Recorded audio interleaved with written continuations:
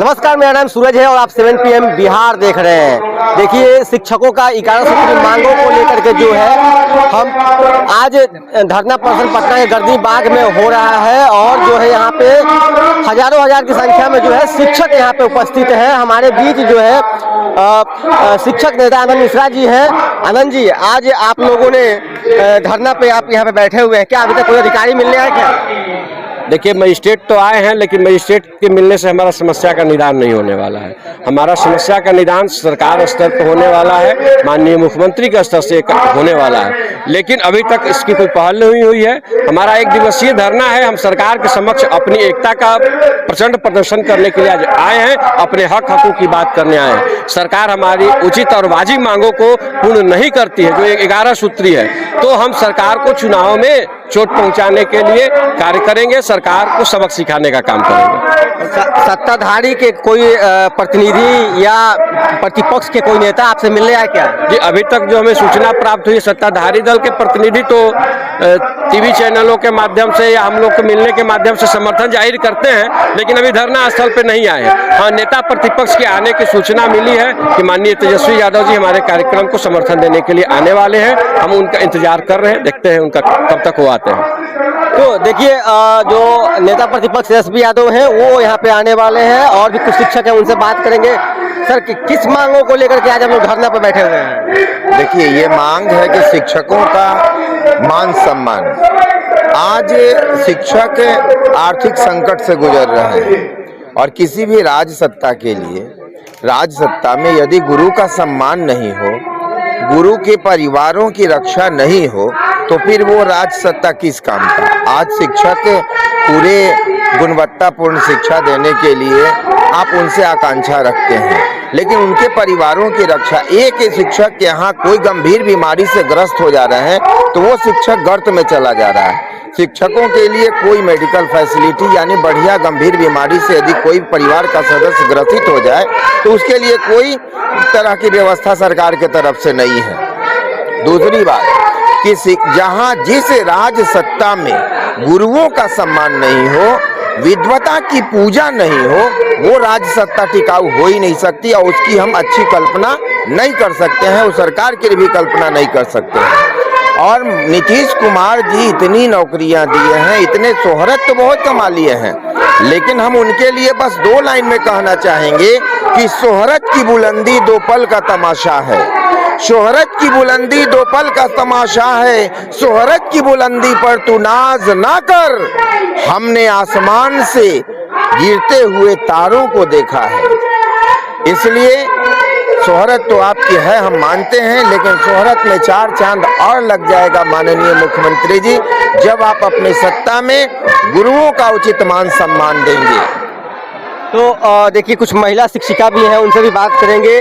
क्या कहेंगे, आज आप लोग धरना पे बैठे हुए हैं मांगों को लेकर के। एक तरफ नीतीश कुमार महिलाओं के लिए पूरा तिजोरी खोल दिए हैं, जीविका दीदियों को 10,000 रुपए जो है वो भी दे रहे हैं, और आप शिक्षिकाओं को साथ क्यों ऐसा? यही तो समझ में नहीं आ रहा है कि नॉन मैट्रिक जीविका दीदियों का इतना सम्मान दिया जा रहा है, उनको 10,000 रुपया दिया जा रहा है, हर पंचायत में विवाह भवन बनाया जा रहा है। और जो शिक्षिका, आप जो रिपोर्ट कार्ड लेके घूमते हैं पूरे बिहार में लगभग 20 सालों से कि शिक्षा का स्तर हमने यहाँ से यहाँ कर दिया, उसमें किसका योगदान रहा? हम शिक्षिका और शिक्षक ही तो मिलकर के आपको यहाँ तक लाए हुए हैं, तो फिर आप क्यों इतना कुंभकर्णी नींद सो रहे हैं?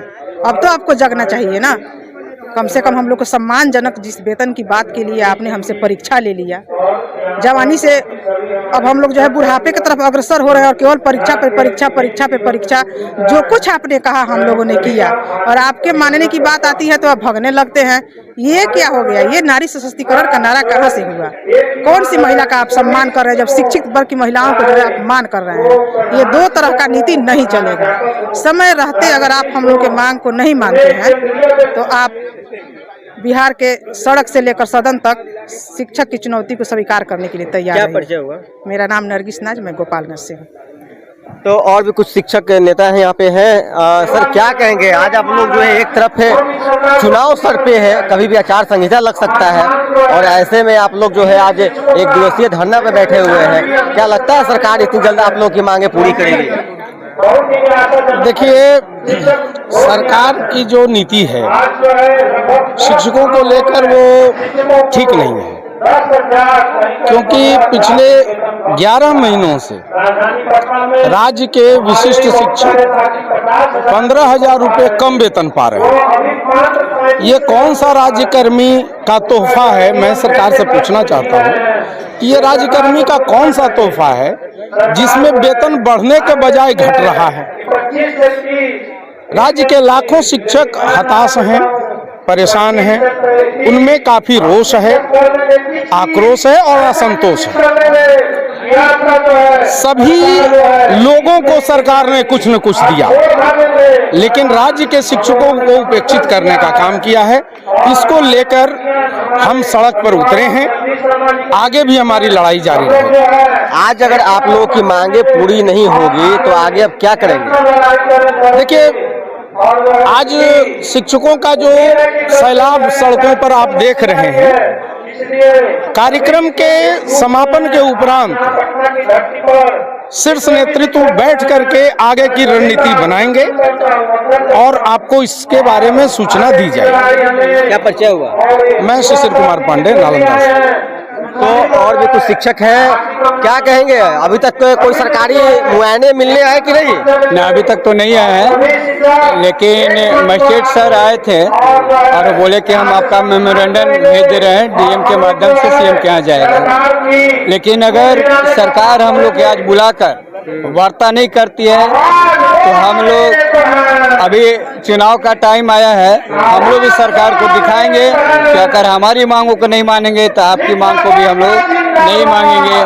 और चरणबद्ध आंदोलन इसके बाद, चुनाव समाप्ति के बाद चरण आंदोलन हम लोग करेंगे और जेल भरो अभियान तक चलाएंगे और सरकार को दिखाएंगे कि हम अपनी लड़ाई लड़ के ही मानेंगे। तो क्या मतलब अगर आप लोग की मांगे पूरी नहीं होती है तो विधानसभा चुनाव में भी सरकार को इसका खमियाजा भुगतना पड़ेगा? एकदम खमियाजा भुगतना पड़ेगा। सरकार अगर हम लोग की नहीं मांगे तो 5.5 लाख टीचर सरकार के खिलाफ हम लोग। तो आप लोग 5.5 लाख जो टीचर हैं तो सब लोग एकत्रित हैं कि भिन्न भिन्न? आप ऐसे मालूम पड़ रहा है कि सब लोग बटे हुए हैं। हमारी मांगे सभी संगठन से लोग हैं और सभी संगठन के ही लोग आए हैं, कोई ऐसा नहीं, हर एक संगठन के लोग, हमारे जो शिक्षक हैं वो सभी लोग आए हैं।